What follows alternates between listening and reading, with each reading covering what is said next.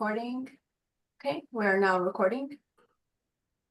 All right, good afternoon, everyone. Thank you for joining the California State Bar Board of Trustees in a specially set meeting.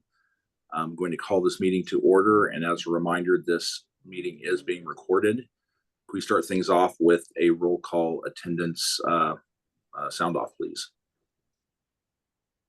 Barahona. Present. Buenaventura. Not present. Cisneros. One moment.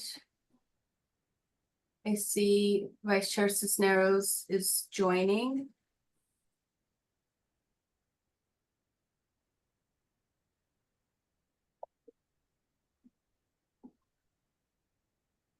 Cisneros? I can't hear you, Trustee Cisneros.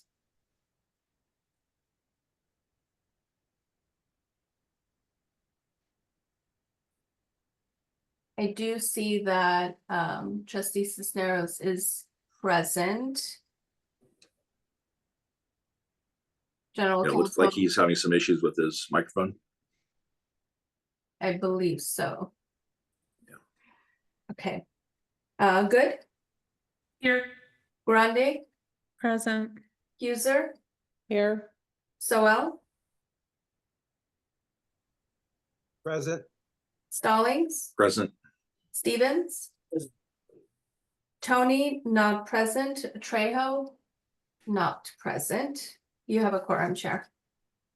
All right, thank you so much. And again, welcome. Our next agenda item is call for public comment. Before we begin public comment, I would like to remind everyone that under the Bagley-Keene Open Meeting Act, public comments must pertain to items that are on the agenda or be related to matters that are within the jurisdiction of this agency. Specifically, the board is the state bar's governing body and is responsible for exercising oversight of the state bar. In addition, we have a full agenda today, and as chair of the board, I reserve the right to limit each speaker's time to 2 minutes or to close the public comment period after 2 hours, which includes a 10-minute break, or after the first 100 speakers, whichever occurs first. And Madam Secretary, if I could have you identify individuals who are attending remotely who'd like to speak. We have one member of the public, Benjamin Cohn, who'd like to address the board. Okay, and Mr. Cohn, before we get to you, let me just give a couple other advisements. We'll attempt to call members of the public in the order that they appear in the attendee pool. For those of you participating by Zoom video, you should have that function for virtually raising your hand. It's the hand icon. For those of you participating by phone, you may virtually raise your hand by pressing *9. For those of you participating from a notice location, please alert the State Bar staff member present in the room you'd like to make comment. Due to time restrictions, we cannot allow more than 3 minutes for each speaker. Please note that staff will have an on-screen countdown timer visible to all attendees during the duration of your public comment. The timer's 3-minute countdown will begin as soon as you start your comment. The on-screen timer will flash out the final 10 seconds. And with that said, could we go to Mr. Cohn, please? Hello, thank you. I wanted to express that the agendized item should not be done as a way to get the budget under control. The problem you have is not that you need less staff, it's that you need to reduce costs at best, and a golden handshake is not the way to accomplish that, because you're effectively then paying the money to not have staff, and that is a really inefficient way, especially if you may have to hire back staff because you're short-staffed already for the things that you can't adequately do with regardless of how much you need to save money. With the headcount you have, and you can't control with this golden handshake program which staff are going to choose to exit, whether they'll be in the roles that are the most essential and short-staffed, or whether they'll be in the ones that you can afford to cut back on and lay people off if you can't balance the budget otherwise. So this is really an inefficient and imprecise way to get yourself down to that vacancy rate when the reason to cut staff is just because of budgetary necessity in a year-to-year basis with the negotiation with the legislature rather than because it will actually save money in the short term with having to pay these handshakes out. The second point I wanted to make was that you've so far been offered but have chosen not to accept being able to avoid any monetary recovery to me based if you made various reforms. I want to express that as things proceed, the costs on me are going to escalate to a point where I'm no longer going to be able to personally afford the sacrifices, particularly the medical ones, to make that offer if you continue to turn that down. So you should probably think about, if you're thinking that you'll have the opportunity if things don't go your way later, I need to let you know that that is likely not going to be the case. And if that was the reason that it was rejected before, you should reconsider that before things get to a remand. All right, that's it. I'll yield the rest of my time. All right, thank you for commenting. Any other members of the public? We do not have any additional members of the public wishing to address the board. All right, thank you. With that, I will close the public comment period and move on to the chair's report. I'm waiving my oral report in the interest of time. Go to the consent calendar. There's no consent items. We'll go to the business agenda, which is one agenda item 3.1. This is consideration and action on resolution of intention to approve an amendment to the contract between the Board of Administration, California Public Employees Retirement System, and the Board of Governors / Trustees, State Bar of California, to provide Government Code Section 20903 relating to 2 years of additional service credit for State Bar employees and other necessary related actions. This relates to publication of future annual costs as determined by the California Public Employees Retirement System for the increase or change in retirement benefits pursuant to Government Code Section 7507. This item is being presented by Executive Director Leah Wilson and Human Resource Director Justice Israel. So welcome, Ms. Wilson and Mr. Israel. Great. Do you want to kick us off briefly, Justice? And Louisa, you could go ahead and put them. We have a very brief slide deck. Is Justice here? Yes, I'm here, Leah. Okay, sorry. All right. Good afternoon, trustees. First and foremost, I just want to say thank you for your flexibility with scheduling and attending this meeting and for considering this matter. Today, we are here to present our recommendation for you to approve and adopt a resolution of intention to amend the State Bar's contract with CalPERS. This amendment is the first formal step in the amendment process to include Government Code Section 20903, which would allow the State Bar to offer 2 years of additional service credit, also known as the Golden Handshake, to eligible employees as an early retirement incentive. Hereafter, this resolution will be referred to as the Resolution of Intention. So along with that approval and adoption of the Resolution of Intention, the amendment process, which is defined by CalPERS, also requires other related resolutions and certifications that I will go over near the end of this brief presentation. But for now, I will turn it over to Leah to walk through the program specifics. All right, you can move on, Louisa. So just as a reminder to the board, we have been funded at a level that reflects a 15% vacancy rate effective April 2027. And when I say we have been funded, the 2025 fee bill funds the State Bar at this level. And this is about double our current vacancy rate. And really in response to many conversations that we've had with the board, as well as just good fiscal governance principles generally, we've really worked to proactively address this looming kind of fiscal crisis by coming up with some targeted measures now that will go into effect in 2025, a couple of years before kind of we hit that fiscal cliff, to try to ensure our fiscal solvency going forward. And so two of those measures are listed here on the slide, and one of which is our focus today, the Golden Handshake. So the Golden Handshake is a retirement incentive. It is a program that's offered by CalPERS, and it provides eligible employees with 2 years of extra service credit upon retirement. Eligible employees do not have to apply to take advantage of the Golden Handshake. Once the State Bar amends its contract with CalPERS to include this enhancement, eligible employees will receive the benefit if they retire within the authorized or designated window. So that's one of the things we're doing to proactively address the need to reduce our headcount. The second is the voluntary reduction in force program. This is the more traditional severance program. We are offering 2 weeks of severance per year of service for up to a maximum of 20 weeks for employees who apply and are accepted. When we brought this forward previously, we've talked about approximately 50 employees being supported by the dollar amount that the board has approved for this program, and we believe that we're right at that target. So those are two separate things that we're doing. They do obviously relate to one another, because most employees obviously that would apply for the severance are going to also be looking to retire under the Golden Handshake program. So if we could go forward.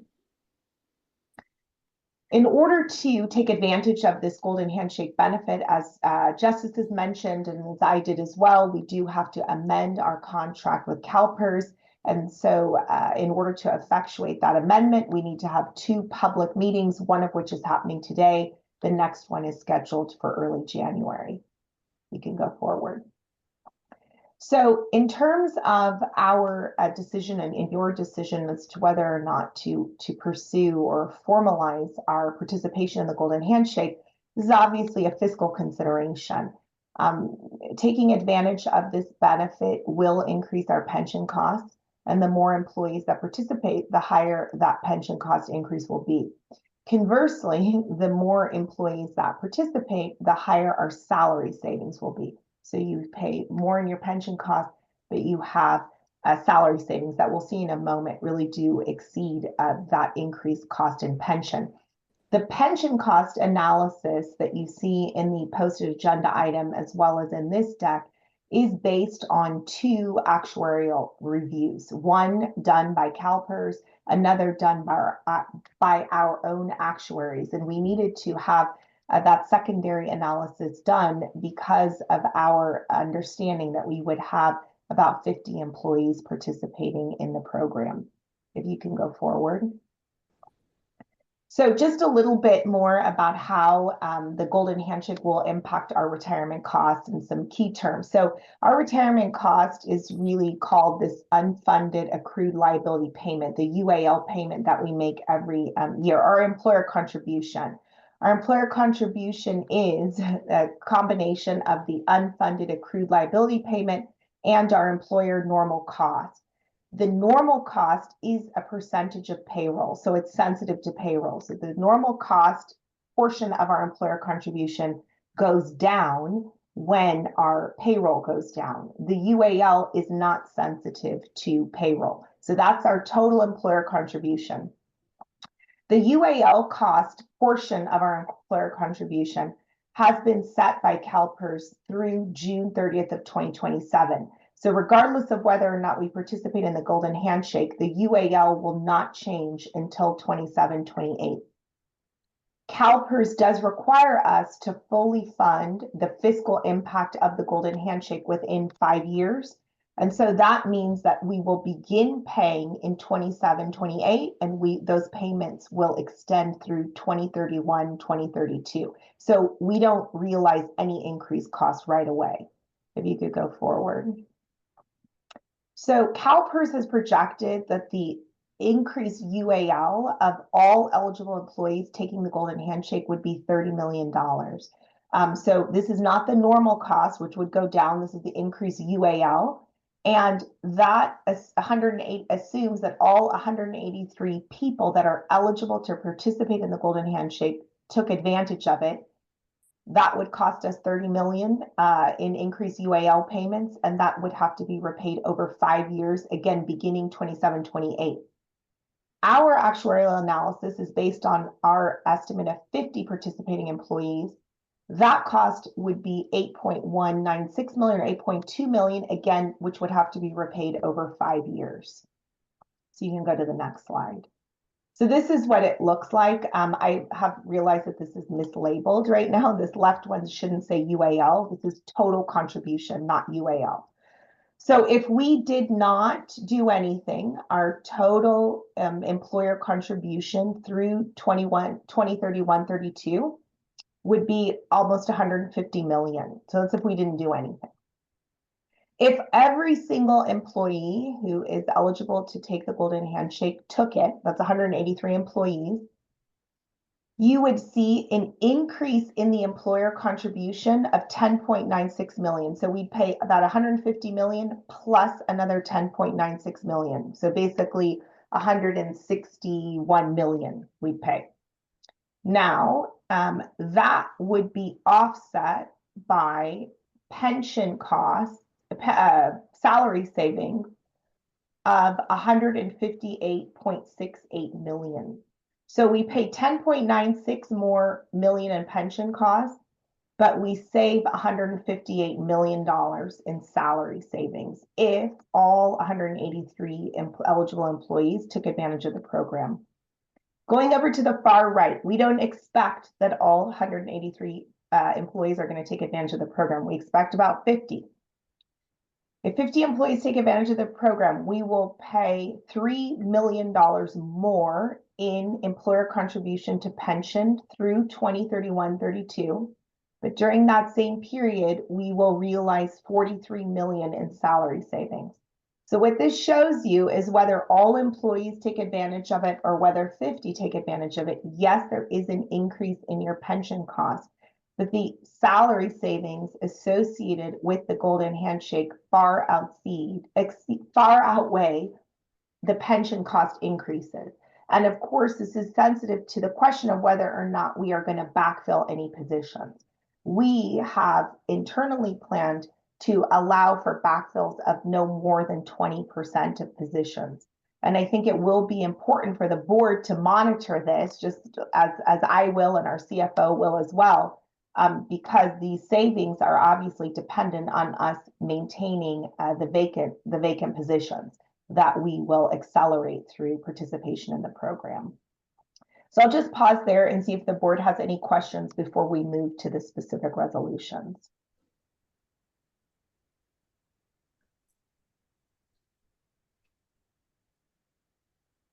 All right, any questions? Doesn't look like it.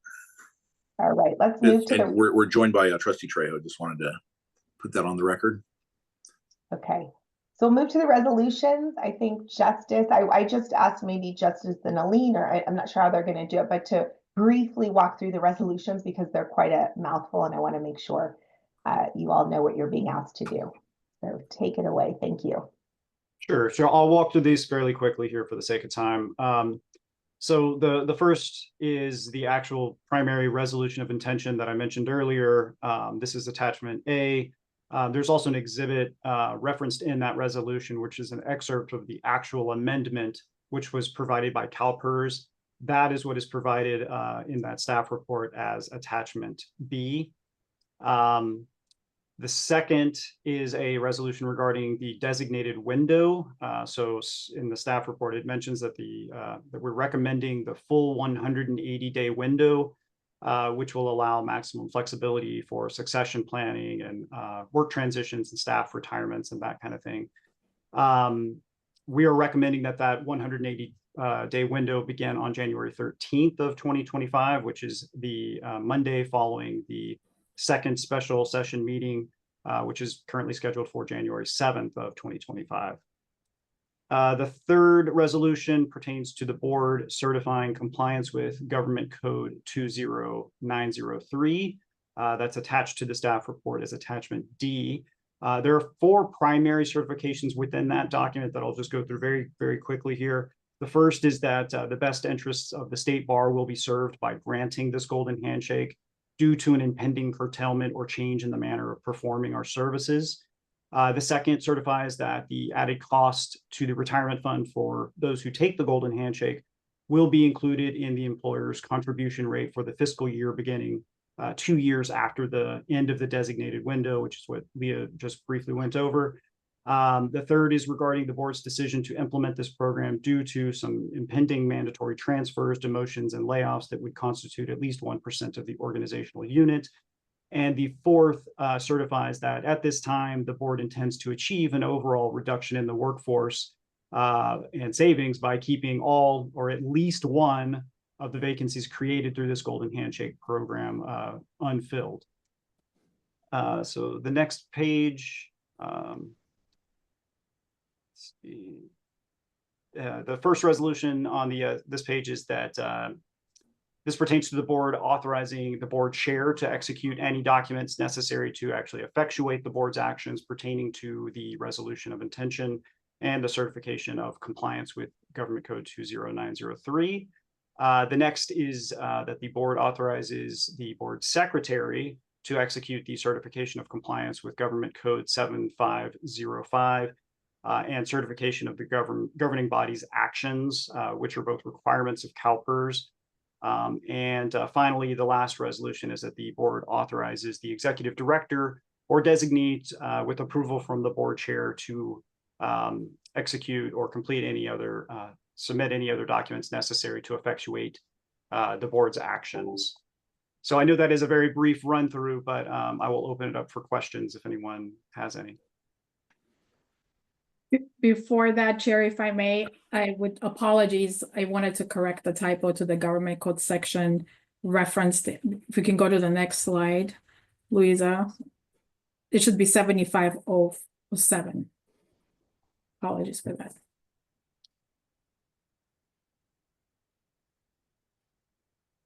We'll fix that.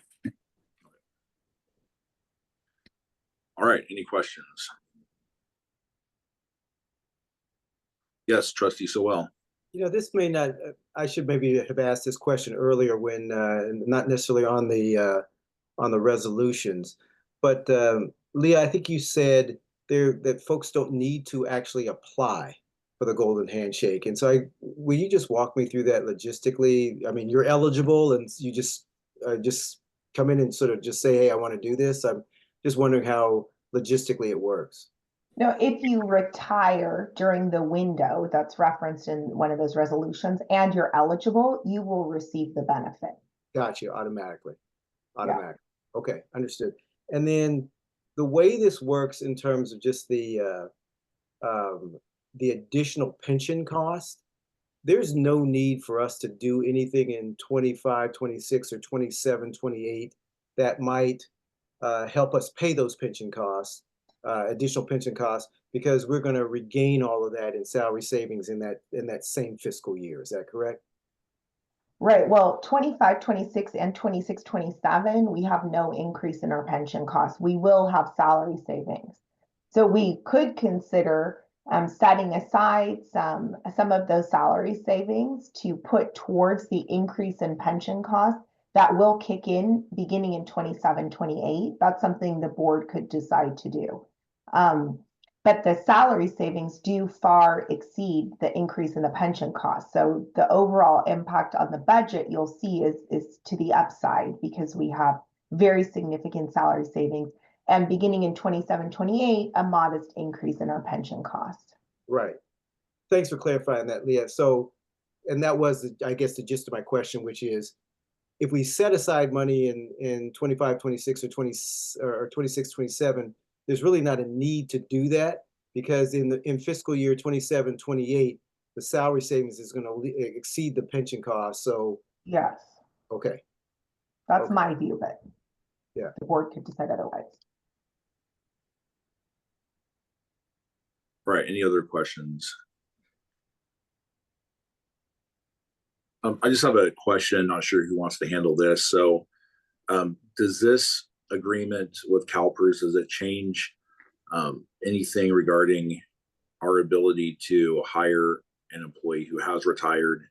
And then there's some, some sort of extenuous need to bring that individual back on as a state bar employee, on some sort of contract basis. Does this agreement change that process in any way? Do you want to answer that, Justice? Sure. Employees can return as retired annuitants. There is one caveat, and that's that there is no exception to the waiting period. Normally, employees have to wait 180 days to return as a retired annuitant, but there are some circumstances where we can get an exception to that. With this golden handshake, if somebody accepts it, there would be no exception. So they would have to wait the full 180 days before being able to return.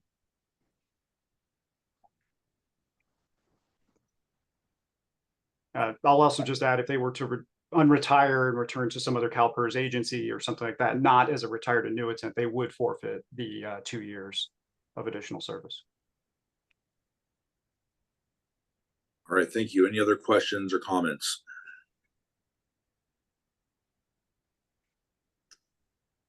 All right. If we could put the resolution back up.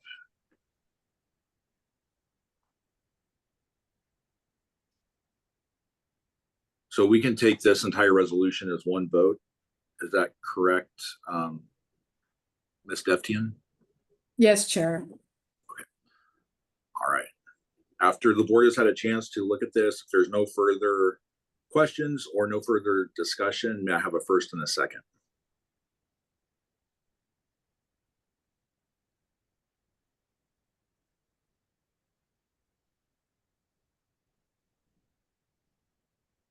I'll move. I'll second. All right, first by trustee Trejo, second by trustee Good. May I have a roll call vote? Barahona, Aye. Buenaventura, not present. Cisneros, Jeremy, aye. oh, thank you, yes. Good, Aye. Grande, Aye. Huser, Aye. Soel, Aye. Stevens, Aye. Tony, not present. Trejo, Aye. Stallings. Aye. That's 9 ayes, 0 nays, motion carries. All right, thank you.